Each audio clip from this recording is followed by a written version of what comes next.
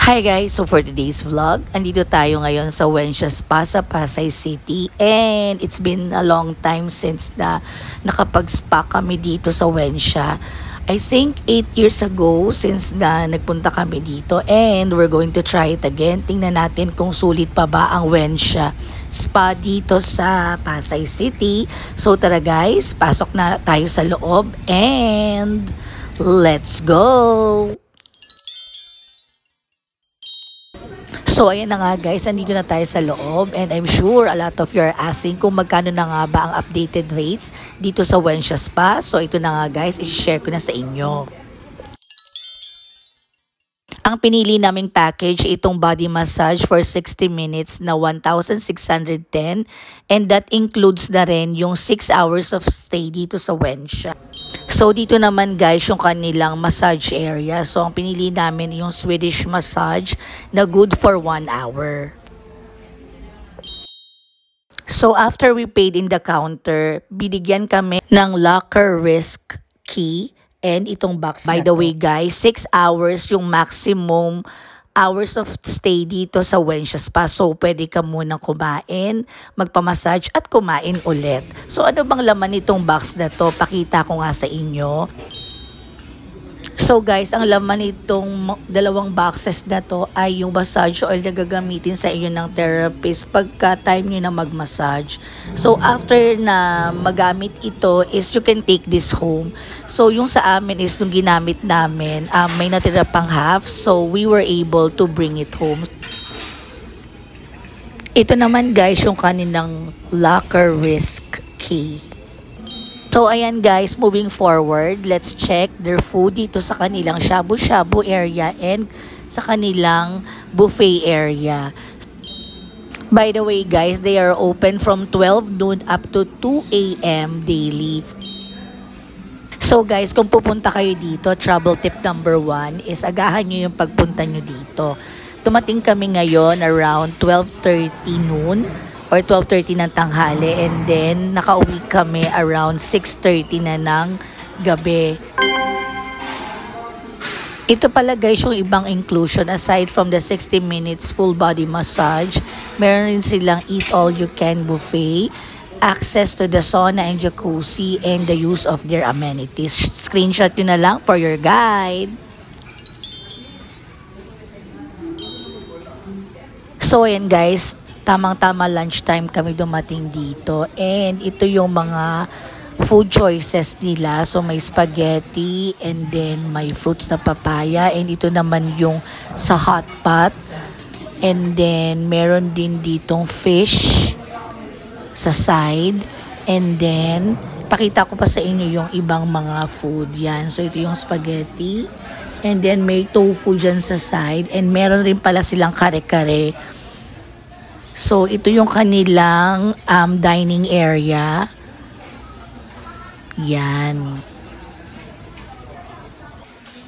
So, ito yung mga nakuha naming food dun sa kanilang buffet area. So, meron ditong corn and then may pumpkin and then may mga squid balls and different kinds of veggies.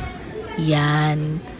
So, lagay na natin yung pumpkin sa soup base and yung corn and meron din noodles. I think that's sotanghon and then sayote and what else. Meron din silang chicken na isi-serve sa table na ilalagay dun sa hot pot. Ayan yung greens, yung cabbage.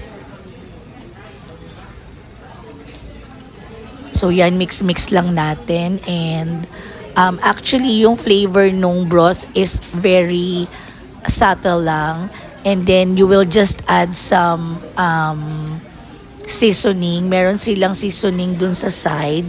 May soy sauce and may garlic and merong mga chili. So imimix mo na lang dyan. Depends on your liking. So yan, kumukulo na and kain na tayo. Itadaikimasu. It looks so good and so yummy.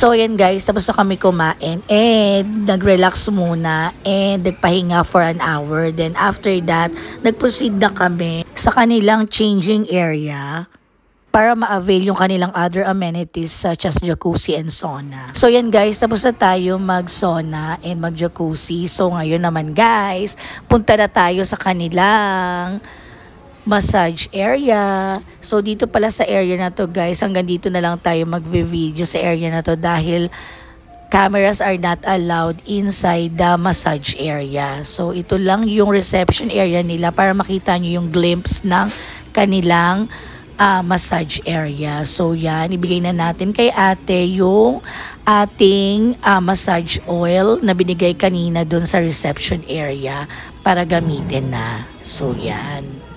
So mag-start na yung massage and I'm so excited para makapag-relax. So yan. By the way guys, separate pala yung massage area ng mga female and male. So yan guys, kakatapos lang ng massage and napaka-relaxing talaga ng massage dito sa Wensha Spa. And now it's time for coffee. So yan, kuha na tayo ng coffee guys. After the relaxing massage, so kuha tayo ng creamer and then ng sugar para sa ating coffee.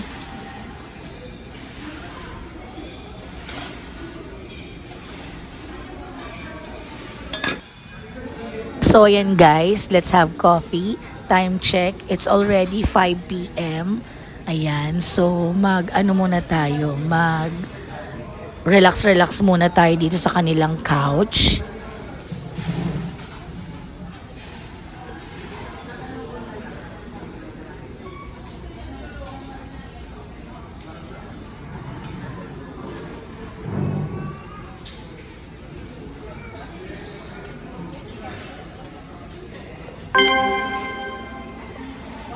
So yan guys, kuha na kami ng food. So we have rice and ito naman yung kanilang pansit na mainit pa and kakalabas lang. So yan, kuha tayo ng pansit at ilagay natin dito sa ating plate. Yan. So aside from the pansit, meron din silang vegetables dyan sa side. Ito naman is tofu. Tofu, I think spicy tofu yung name nito. Masarap tong tofu na to. May pagka-Chinese style yung pagluto nila dito. And then, dito naman sa side, ito naman ay squid. Parang adobong squid.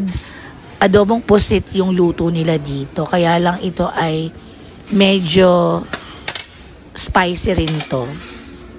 And then, dito naman sa side na to, ito naman yung kanilang sisig. Yan, kuha rin tayo. There. So, ano na to guys? Early dinner na.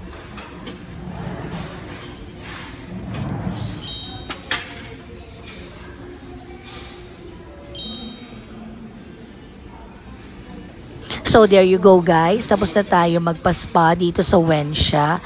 And I hope you learned something from this vlog. Thanks for watching. So, pauwi na nga tayo ng house. So, if you're asking me, anong rating ko dito sa Wensha Spa? Out of 10, it's 6.5. So, next time, try ko naman yung kanilang Wensha Spa sa May Banawe branch. Yung pinaka-latest and bago nilang branch sa Wensha. Subscribe to my channel, Froggy Bear Travels, for more travel and informative vlogs. Stay safe, everyone.